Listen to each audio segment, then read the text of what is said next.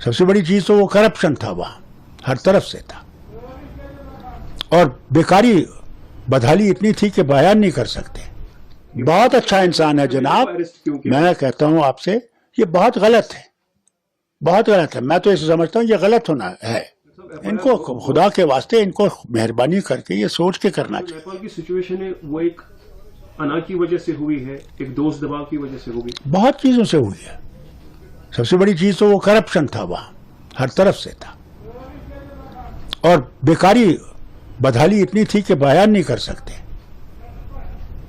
और बेकारी हमारे वतन में भी कम नहीं है। इसके बजाय कि हम उसके लिए रास्ते निकालें, हम उन चीजों को इस्तेमाल कर रहे हैं जो हमारे लिए मुश्किलें खड़ी करेगा आगे के लिए। डॉक्टर नेपाल से नजदीकी ममालिक, क्योंकि हिंदुस्तान भी क्लोज है, किस तरह के खतरात पड़ सकते हैं? क्योंकि नेपाल में जहां तक चीफ मिनिस्टर और प्रेसिडेंशियल हाउस सारा जलाया गया, प्राइम मिनिस्टर उसकी बीवी को भी आग के अंदर जलाया गया था। पता जाने कितनी उसको जख्म कितने हैं मैं नहीं जानता, क्योंकि कोई इन्फॉर्मेशन नहीं है, वहां सब कुछ बंद है।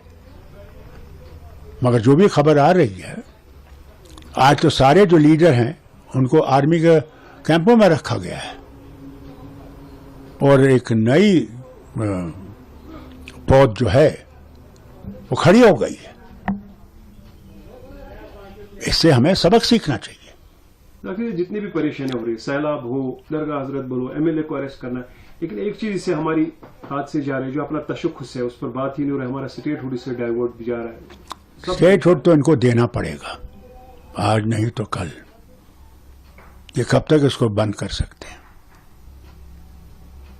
ये गलत बात है कि ये समझते हैं कि ये बंद करेंगे, ये बंद नहीं कर। पार्लियामेंट में रहे संजय सिंह को आप बखूबी जानते हैं, एक नरम स्वभाव का इंसान है, सिर्फ एक बहुत अच्छा इंसान है जनाब, मैं कहता हूं आपसे ये बहुत गलत है, बहुत गलत है। मैं तो इसे समझता हूं ये गलत होना है।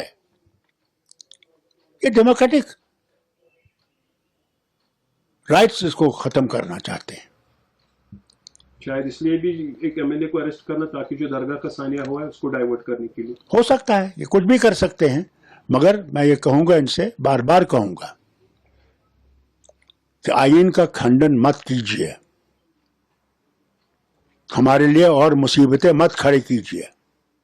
हम पहले एक तूफान से निकल रहे हैं, ये जो सैलाब आया है और बुरी हालत है, लोगों के घर चले गए हैं, जमीनें चली गई हैं। उसके बाद जो पहलगाम के बाद हुआ है, सारा टूरिज्म ठप हो गया है। आज रोड बंद हो गया है, 8 दिन से बंद था। महंगाई आसमान से छू रही है। गरीब आदमी जाएगा तो जाएगा कहां? यहां से हमारे आज एप्पल्स का बाहर जाने का है, वो सड़ जाएंगे। इतने करोड़ों का नुकसान कौन बर्दाश्त करेगा? इनको खुदा के वास्ते इनको मेहरबानी करके ये सोच के करना चाहिए। सुनने में आया है कि 30-40 लोगों के लिए एफआईआर शायद किया जाएगा दरगाह हजरत पर। उससे और इनके लिए मुसीबत खड़ी हो जाएगी, एक और नफरत पैदा हो जाएगी जिसको हम फिर कंट्रोल नहीं कर सकेंगे। मैं से बार बार मनोज सिन्हा साहब से गुजारिश करता हूं, ऐसे काम मत करिए जिनसे मुल्क एक मुश्किल से गुजरेगा। मतलब मानते हैं एमएलए को रिलीज करना चाहिए, पीएसए उसके लिए शायद। मैं समझता पीएसए गलत है, बात करनी चाहिए। उसने अगर गलती की है, जो गलती उसके सामने पेश कीजिए, मुझे उम्मीद है कि वो माफी मांगेगा उसके लिए। और जेल बंद करने से कुछ आपको हासिल नहीं होगा। अपना एक